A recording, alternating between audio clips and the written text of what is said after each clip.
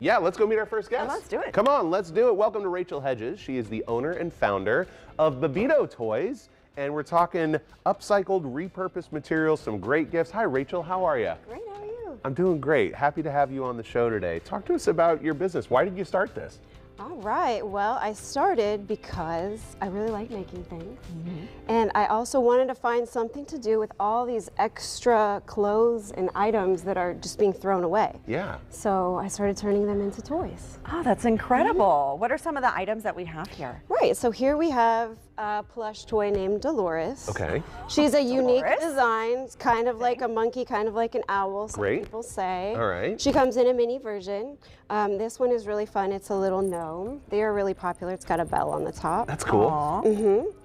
And then I have kitty cats. Okay. These are a smaller version. Love that. Of all different sizes. And then Yeah. even big old lions over there with all the embroidery. I really like the designs on this. They're very unique.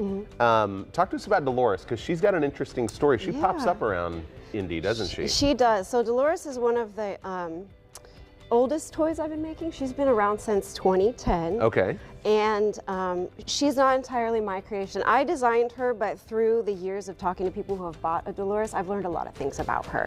So it's always been this sort of collaboration with the shops that sell her, and the people who own a Dolores tell me a lot about what she gets up to. Okay. So as far as what I know, she's a librarian, but she's kind of, but she's kind of a partier too. Okay. Favorite holiday is St. Patrick's Day. Nice. Coming up. Yep, and she likes to do aqua jog.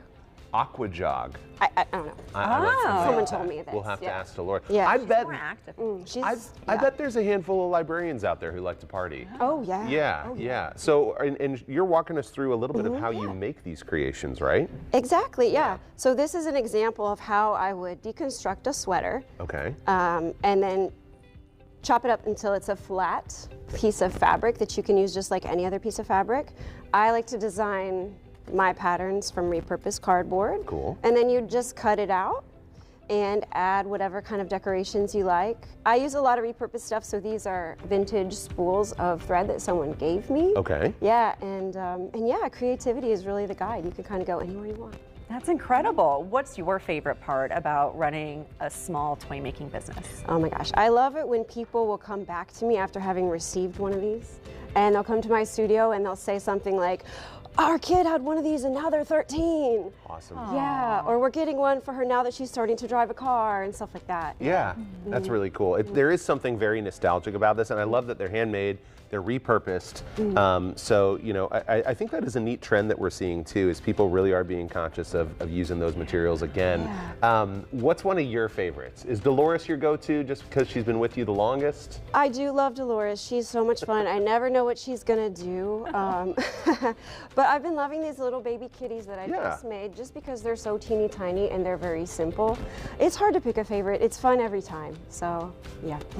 That's incredible. And why do you think, you know, with these kinds of toys and imagination, creation, it's important for people of all ages, not just children, right? Oh yeah. Yeah, play is an important part of our life.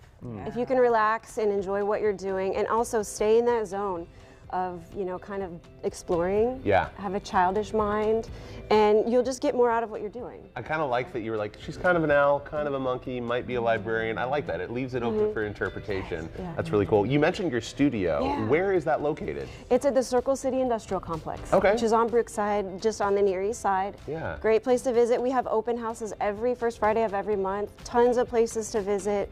Studios, there's a brewery, there's the fouling warehouse, all kinds of stuff to do. Fun place to get involved. Yeah. And what does Bebito mean? Bebito, it comes from Spanish. Okay. And it's sort of like a, what do you call it? A familiar name for your little baby. Okay. Yeah. Yeah, like Bebito. a little baby. That's awesome. Yeah. I just have to say, our producer pointed out my ear, and I agree with her. This reminds me of Where the Wild Things Are. Right. Oh, yeah, it kind of has that vibe. Yes, there. very much so. I mean, look at how beautiful these are. Check it out. BebitoToys.com is where you connect. Give her a follow on Instagram as well. Rachel, thanks a lot for being here. This was really fun. Awesome. I liked it, yeah. Hey, coming up next, our friends from Easter Seals Crossroads are here to teach us how they're helping Hoosiers of all abilities through their recreation therapy programs. We'll be right back.